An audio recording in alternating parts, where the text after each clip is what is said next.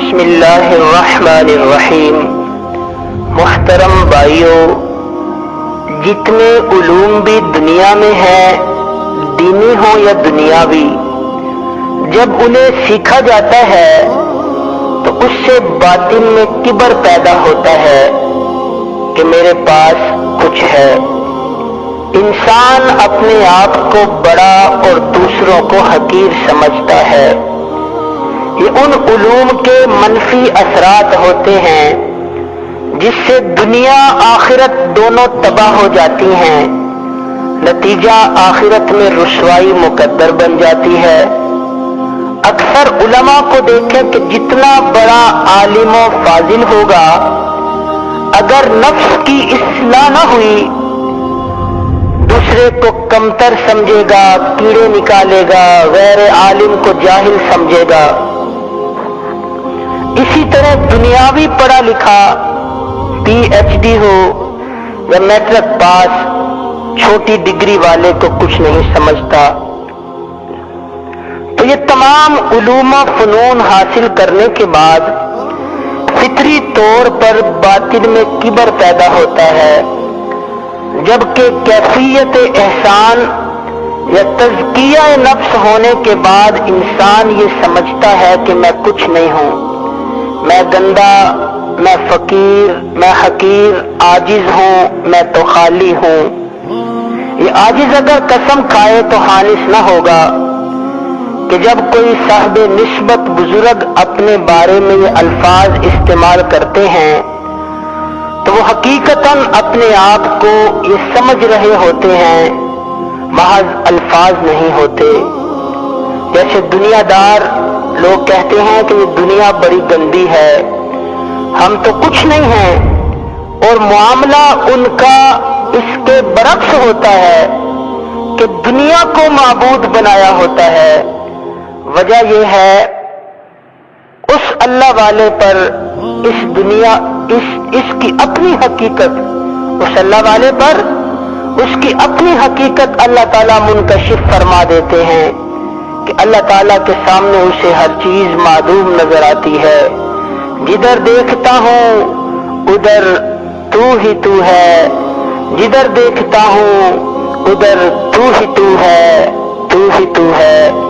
اسی وجہ سے اللہ والے طالب مولا کو کلمہ طیبہ کے یہ معنی ملحوظ رکھواتے ہیں، لا مقصود الا اللہ، کوئی ہمارا مقصود نہیں ہے سوائے اللہ کے، اور کوئی معبود نہیں ہے۔ یہ ایمانیات کا حصہ ہے۔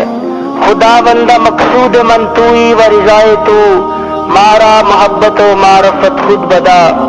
اے اللہ میرا مقصود تو ہی ہے اور تیری رضا ہے، مجھے اپنی محبت معرفت نصیب فرما دے۔ عزیزو، اللہ تعالیٰ کی بے شمار نعمتوں میں سے ایک نعمت ایسی ہے، اگر وہ نہ ہوتی تو انسانیت اپنے معراج کو نہ پا سکتی۔ تاریخ شاہد ہے کہ انسان کس طرح اندھیروں میں زندگی گزار رہا تھا، نہ حق و باطل کا پتہ تھا، نہ دوست دشمن کی پہچان تھی۔ اللہ نے انبیاء کو تمام انسانوں میں سے لوگوں کی ہدایت کے لیے چنا۔ ان انبیاء کے گروہ نے انسانیت کو یہ بتلایا کہ روشنی ایک ہی ہے، ظلمات بہت زیادہ ہیں، اللہ تمہیں ظلمات سے روشنی کی طرف بلاتا ہے۔ توجہ طلب بات یہ ہے، صحابہ کرام جن کی تربیت خود نبی پاک صلی اللہ علیہ وسلم نے فرمائی، جن کے کامل ہونے کی سند اللہ نے دی، وہ سب کچھ ہونے کے باوجود اپنے آپ کو کچھ نہیں سمجھتے تھے، اور کہتے یہ تھے کہ کاش میں درخت کا پتا ہوتا، کاش میری ماں نے مجھے جنا ہی نہ ہوتا۔ قبر، دوزخ اور دجال کے فتنے سے خوف کھاتے، گریہ طاری ہو جاتا۔ لیکن آج کل کا مسلمان کچھ بھی نہیں ہے، ایمان بھی نہیں ہے، ایمان ناقص ہے، باطن گندگیوں سے بھرا ہے، اور اپنے آپ کو سب کچھ سمجھتا ہے، اس کو کسی سے تربیت حاصل کرنے، ایمان کامل کرنے، باطن صاف کرانے کی ضرورت نہیں ہے۔ وہ اپنے آپ کو جنت کا ٹھیکیدار سمجھتا ہے۔ صحابہ کرام رضی اللہ عنہم مجمعین جن کو جنتی ہونے کی بشارت خود نبی پاک صلی اللہ علیہ وسلم نے دی، جن کو امت کے لیے رہنما بنایا گیا، ان کا حال یہ تھا، اپنی زبان پکڑ کر مروڑتے کہ یہ تباہی کی طرف لے جانے والی ہے۔ قبر پر کھڑے خوف کے مارے آنسو نہیں تھمتے تھے کہ پتہ نہیں کیا بنے گا۔ ان کے حال اور اپنے حال پہ غور کریں، قرب قیامت کے فتنوں میں گرے، دل و دماغ، جسم کے اعضاء دنیا اور گناہوں میں ملوث ہیں، لیکن اپنے آپ کو نیک و اصلاح یافتہ سمجھتے ہیں، اپنی نماز روزہ پر خوش ہیں۔ اللہ تعالی ہمیں دید قصور عطا فرمائے۔ خلاصہ یہ ہے، اپنے آپ کو پہچانے، اپنے آپ کو پہچاننے کا نام تصوف ہے۔ من عرف نفسہ عرف ربہ، جس نے اپنے نفس کو پہچان لیا گویا کہ اس نے اپنے رب کو پہچان لیا۔ آسان لفظوں میں یوں سمجھے، تصوف کہتے ہیں اللہ تعالیٰ کو حاضر و ناظر سمجھ کر ظاہری باطنی گناہ چھوڑ دینا کہ کوئی ہے جو مجھے دیکھ رہا ہے۔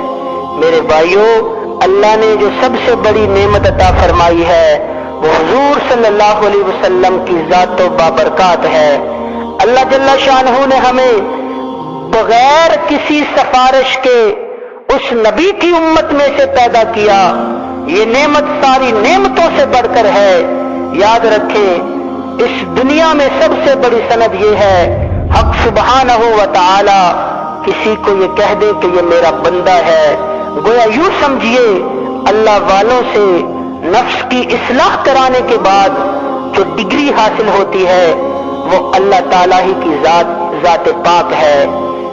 اس عاجز کے شیخ مکرم حضرت اقدس خاکوانی مد ظلہ فرماتے ہیں، جس کو اللہ مل گیا اس کو سب کچھ مل گیا، جس کو اللہ نہ ملا اس کو کچھ نہ ملا۔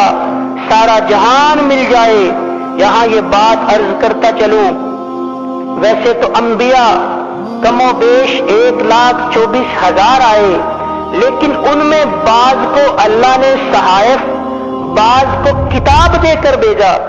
اس سے یہ ثابت ہوا ہدایت کی راہ پر چلنے کے لیے کتاب سے زیادہ رجال کی ضرورت ہوتی ہے، کیونکہ نبوت ختم ہے، کوئی نیا نبی، نئی شریعت نہیں آئے گی، یہی باقی رہے گی۔